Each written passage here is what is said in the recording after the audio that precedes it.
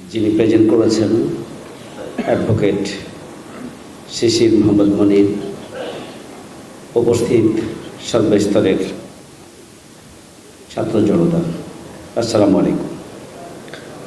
আলোচনা ইতিমধ্যে আমরা শুনেছি, খুবই বিস্তারিত আলোচনা কিনোট পেপার থেকে প্রেজেন্টার চমৎকারভাবে প্রেজেন্ট করেছেন। আজকের বাংলাদেশ 70% মানুষের একটা গণভোট, যেটা পৃথিবীর ইতিহাসে বিরল, সেই গণভোটকে পদদলিত করার যে দুঃসাহস বিএনপি দেখিয়েছে, এটা আসলে বিএনপি উপলব্ধি করছে না যে বিএনপি কিভাবে নিজের কোমর পর্যন্ত এখন গর্তের মধ্যে ঢুকিয়েছে। এটা ওরা টের পাচ্ছে। 180 দিন যে সময় আছে অধিবেশন আহ্বানের,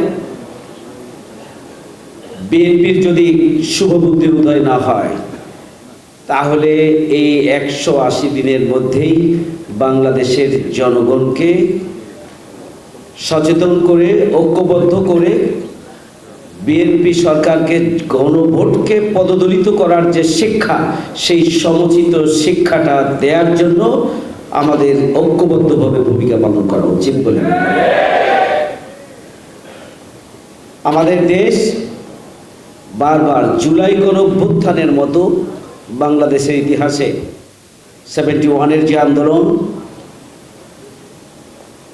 যে মুক্তিযুদ্ধ, 54 বছরের জুলাই গণঅভ্যুত্থানের মধ্য দিয়ে প্রকৃত অর্থে আমরা মনে করেছিলাম যে আমরা 71 সালে স্বাধীন ভূখণ্ড পেয়েছি, কিন্তু আমরা স্বাধীনতার যে প্রকৃত শক্তি, সার্বভৌম শক্তি, সেটি আমরা প্রতিবেশী রাষ্ট্রের হাতে বর্গা দিয়েছি।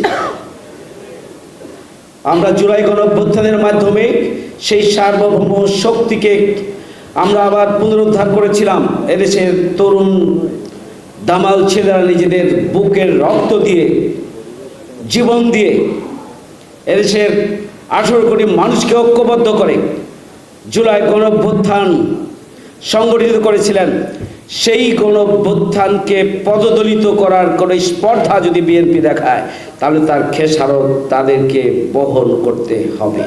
আমি আলোচনা করতে চাই না। আমি আশা করি আজকের এই সেমিনার বিএনপিকে নতুন করে তাদের চক্ষু উন্মোচন করবে এবং তাদের শুভবুদ্ধির উদয় হবে এবং তারা পথ খুঁজতে বাধ্য হবেন কিভাবে জুলাই বাস্তবায়ন আদেশকে বাস্তবায়ন করে অধিবেশন ডেকে বাংলাদেশকে নতুন বাংলাদেশ হিসাবে এগিয়ে নেওয়ার জন্য সংস্কারের পথ বেছে নেওয়া ছাড়া তাদেরও কোনো উপায় থাকবে না। সবাইকে ধন্যবাদ। আসসালামু আলাইকুম।